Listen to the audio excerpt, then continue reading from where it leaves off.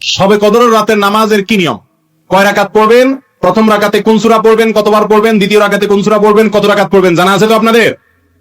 জানা নাই? একজনও জানেন না? ইন্না লিল্লাহি ওয়া ইন্না ইলাইহি রাজিউন।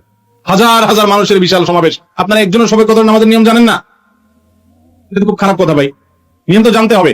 আচ্ছা আমি বলে দিচ্ছি, শবে কদরের নামাজের নিয়ম হলো অন্য যে কোনো নামাজ যেভাবে পড়েন শবে কদরের নামাজও একইভাবে পড়বেন।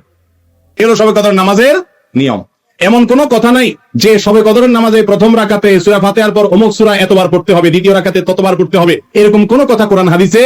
এগুলা মন গড়া বিভিন্ন সিস্টেম, বিভিন্ন পদ্ধতির কথা, বিভিন্ন আপনার বাজারে নামাজ শিক্ষার বই নামে অনেক বই আছে, সব বই না, কিছু কিছু বই আছে, এইসব বইতে শবে কদরের নামাজ এত রাকাত, প্রথম রাকাতের এই নিয়ম, দ্বিতীয় রাকাতের ওই নিয়ম, এরকম বিভিন্ন কথা বলা আছে। এগুলো সব ভিত্তিহীন, মন গড়া, এগুলো কোরআন হাদিসে নাই। কোরআন হাদিসে লাইলাতুল কদরে অন্য রাতের মতো আপনি নামাজ পড়বেন, একটু লম্বা সময় নিয়ে পড়বেন।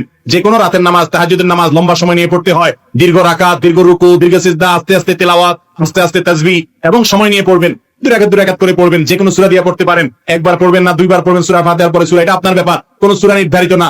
আপনি লাইলাতুল কদরের একটা জিনিস নির্ধারিত, সেটা হলো একটা দোয়া হাদিসে বর্ণিত হয়েছে, আম্মা জানা আয়েশা রাদিয়াল্লাহু তাআলা আনহাকে নবী করিম সাল্লাল্লাহু আলাইহি ওয়াসাল্লাম শিক্ষা দিয়েছেন, তুমি যদি লাইলাতুল কদর পাও তাহলে দোয়া করবা, কি দোয়া?